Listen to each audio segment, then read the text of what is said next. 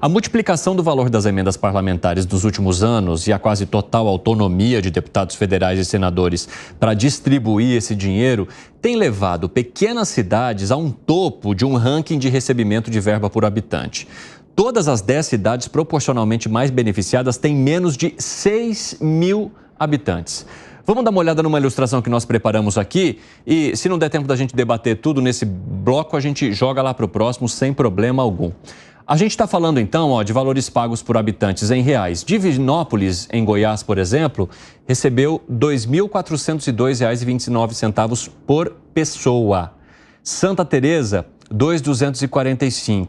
Mar Vermelho, em Alagoas, 2013.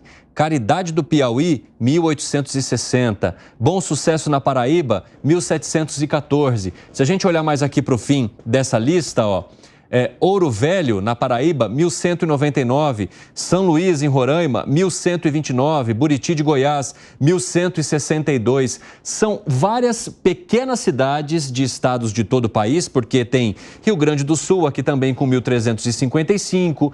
Talismã, Tocantins, com 1.404, que são cidades muito pequenas e que, diante do volume que chega a essas cidades, o valor per capita vai lá para cima. O que você acha desses dados aqui, hein, Gustavo Segré? Sobre 15 cidades, nós temos 2 do centro-oeste, uma do sul, ou sudeste, sul nesse caso, Rio Grande, e o resto todo norte e nordeste.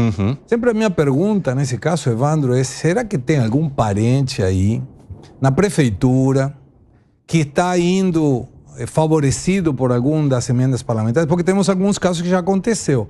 Isso deveria ser investigado. O TCU deveria ver esses números aí. Qual é o motivo pelo qual uma cidade pequena, que não estou dizendo que deva ficar fora do radar das emendas, está ótimo, mas será que necessita tanto? Porque nós tínhamos casos, inclusive divulgados pela imprensa, em que teve favorecimentos.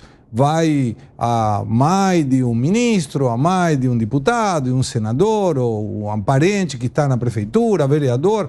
Então isso desvirtua essa necessidade de transparência para o recurso público. Fala, Gani. O que está acontecendo hoje é que a gente vê, perfeito, Segré, essa falta de transparência e de critério, e aí é uma criminalização das emendas. A emenda, na verdade, é um instrumento democrático, tanto o deputado quanto o senador, ele conhece muito mais a realidade daquele estado do que o presidente, do que o governo federal, porque ele está ali, então ele conhece a necessidade do estado, da cidade. Então, a emenda, a gente não pode criminalizar a emenda. Agora, o que está acontecendo, infelizmente, no Brasil, a emenda vira instrumento do toma lá da cá, e o pior, é um toma lá da cá, onde a destinação destas emendas, Evandro, sem nenhum critério, a gente não sabe por que essas cidades. Quando eu li essa notícia, eu falei, mas por que essas cidades? Qual é o critério, né?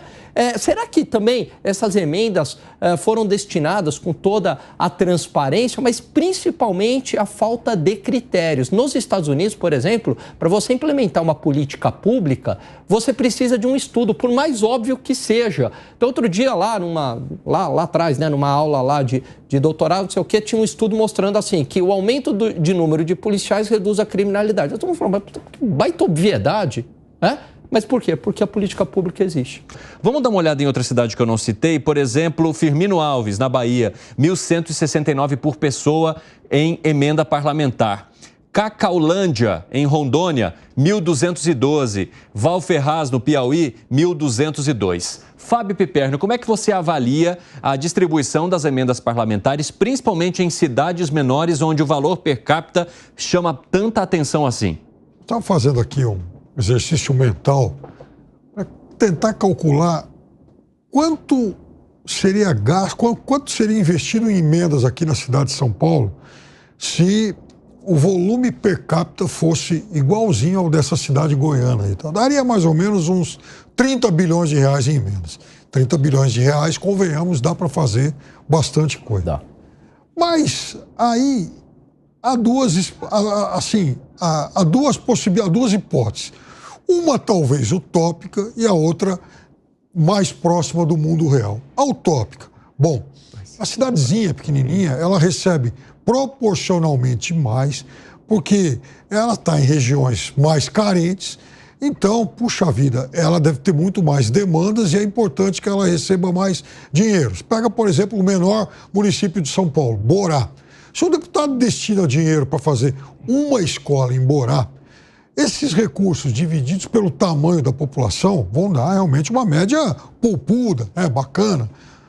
Mas uma escola é uma obra importante. O problema é que a gente não está falando de escolas.